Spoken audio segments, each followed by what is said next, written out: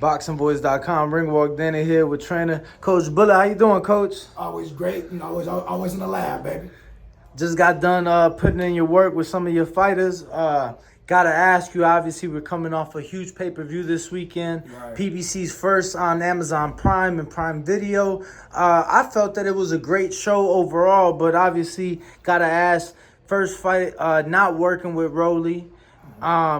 Came up short, lost his title to Pitbull Cruz via stoppage. Just your thoughts on the performance. I know you were tuned in watching the fight. Yeah, I was in the audience. I was actually going for him. I thought that he needed a little bit more conditioning. He wasn't throwing enough power in his punches. Too much moving around. When Pitbull's a smaller guy, you got to stick that jab and bring it to him like you did against Tank.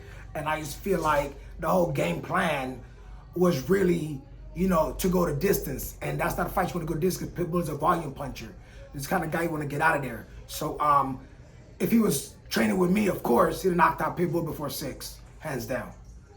Were you as shocked as me? Because I will say that going into the fight, knowing everything and considering everything, I did favor Pitbull, but I thought it was going to be a competitive fight. I thought it was going to be an action-packed, one of those fights that, we remember for and we talk about. It was a one-sided fight. It was supposed to be a Hagler and Hearns fight, where it's a sprint for 6 rounds. Whoever had the best conditioning wins the fight. That's what it should have been, could have been. But when guys trying to change the style of a fighter, it's too late in the game to change your style to a boxer. You don't train Mike Tyson how to jab like Ali. Mike Tyson got to stay Mike Tyson. Pitbull stay Pitbull. Rolly changed. You cannot change in this part. When Rolly was number 1, Pitbull was number 8 in the WA. It's no comparison. But the fight showed different. And there's no way, to this day, if you fight the same way, Pitbull beat him. Where do you see, obviously, you don't have a say anymore, but where do you see Rolly go from here? Like, I was saying earlier, I think you want to give him his confidence back. So I think a soft touch is appropriate. I mean, what do you think, and where do you think he goes The from thing here? is about Rolly's mindset and the way that we've been building his career when I was his coach is we take all the big opportunities, all the big fights. So that's what he's prone to. He's not going to get up for a tune-up. That's not how he works. But at the same time, he needs one. He needs to build his confidence back and he needs to get back in there. Because if losing to Pitbull, that is a devastating loss mentally because you're not supposed to lose to him. We suggested a former world champ, Regis Prograis, who he is coming off of a loss himself.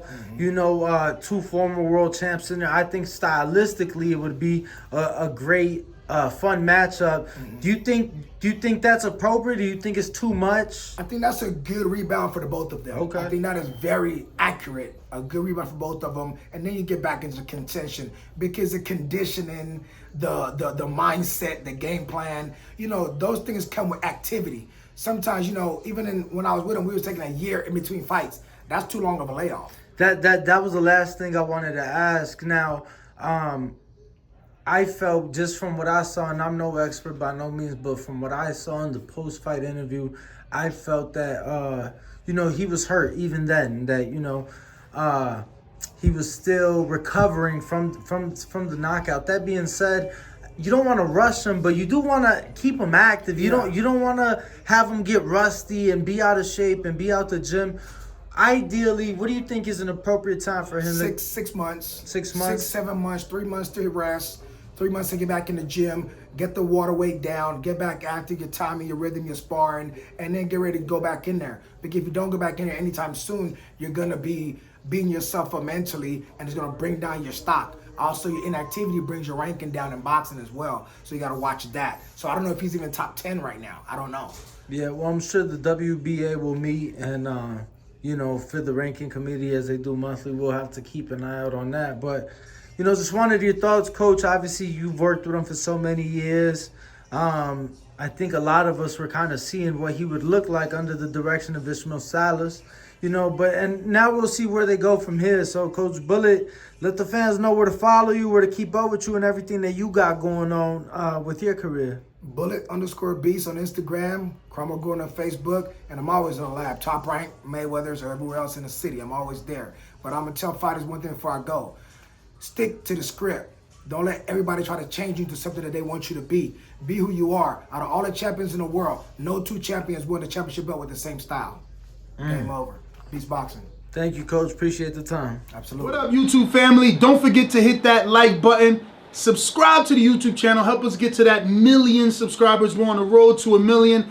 And obviously, we have other great content on our Patreon channel. So since this video is over, head on over to our Patreon and check out all the exclusive content or right here on our YouTube members.